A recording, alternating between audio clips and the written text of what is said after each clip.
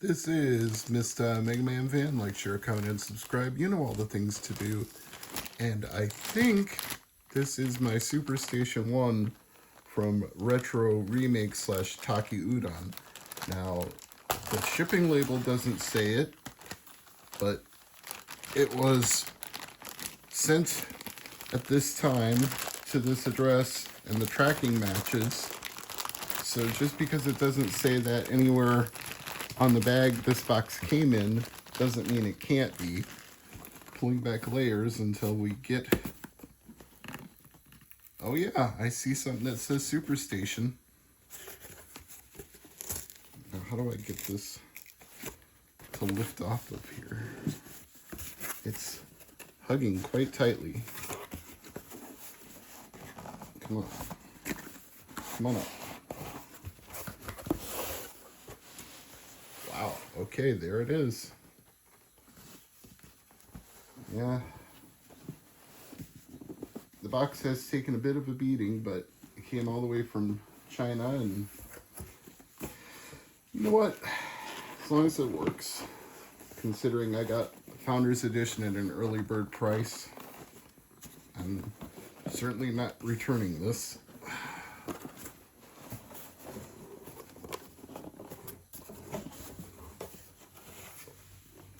Boy, did that box take a beating, though. I hear things moving around inside. I don't know if I should be concerned about that or not. Now we're getting a little closer. All right, let's take a look.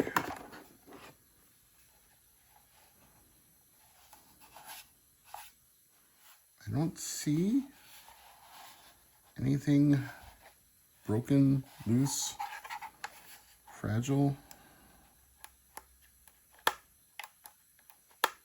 That power button is a little sticky, but I think I could live with that. It might just loosen up with use. It's a mini button. And you know, it's designed to look like a PlayStation 1, but micro SD card preloaded in here. Maybe whatever I heard rattling is underneath. Okay, yeah, we've got some cords, some stickers. This is probably the stuff that was rattling around in the box. Let's see what this one is. Ah, a braided power cord for plugging it in. Okay. And we have the HDMI cord for hooking it up to a display, and a Retro Remake sticker, a SuperStation One sticker, an official start guide QR code.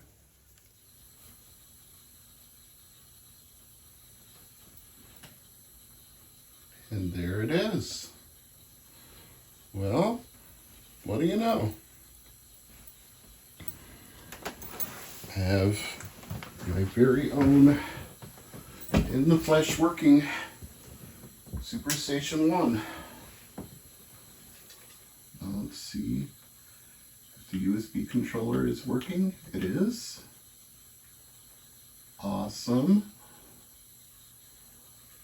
Came preloaded with Homebrew according to the box. Let's see if we can take a look at those.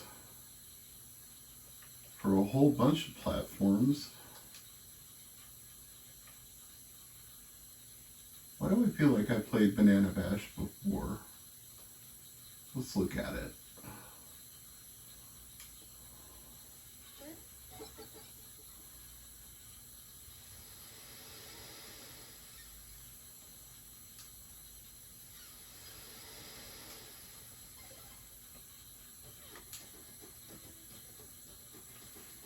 Turn up the volume a little bit.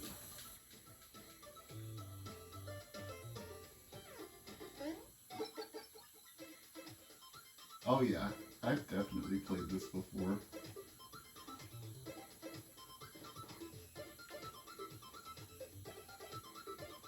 So I'll be honest, I got so excited I forgot to actually keep recording commentary. I wanted to just keep trying the game, so I'm recording the rest of my commentary in post here. I'm trying out various homebrews that came preloaded onto the micro SD card in it, but I will later be putting my own games on here and updating all the cores, running the update all script, and doing all that fun stuff. So I just want to talk about the user experience here first. I plugged in the same controller that I used with my Steam Deck in the USB port in the front.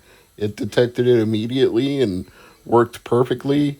All the menus and all the buttons were all accessible the way I expected, so I have no complaints on that front.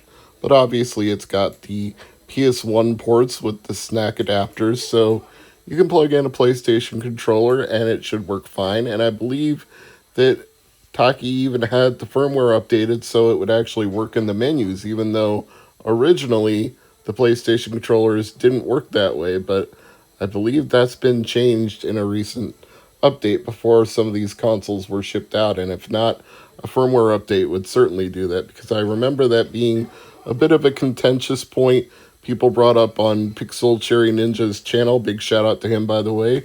So let's just assume that that works until I have the chance to test it. But I'm giving my initial impressions here, and Demons of Astaborg is a fun homebrew game. I like side-scrolling beat-em-up games, so I think I'll be coming back to this one. But anyway, at this early point, I'm very happy with how it works with my Steam Deck controller. I assume that pretty much any USB controller would fit, whatever you can plug into the front port that would be recognized as a controller on your MacBook or your PC. Feels like it would work in here.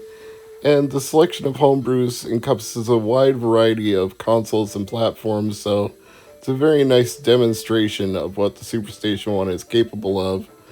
I look forward to getting everything updated, trying out some PlayStation games, trying out some other cores, putting it through all the paces that I've seen Pixel Cherry Ninja and others do. So there's a lot of fun to be had here with the SuperStation One, and other than the fact that the box it came in got a little beat up in shipping, I have absolutely no complaints, and I want to thank Taki Udon for shepherding this project to fruition and creating an affordable home console that can run multiple cores for all of us. It's very much appreciated, and I'm going to get a lot of fun out of using this. This is Mr. MegaManFan with his brief overview of a Black Founders Edition SuperStation One, with much more to come in the future. But bye for now.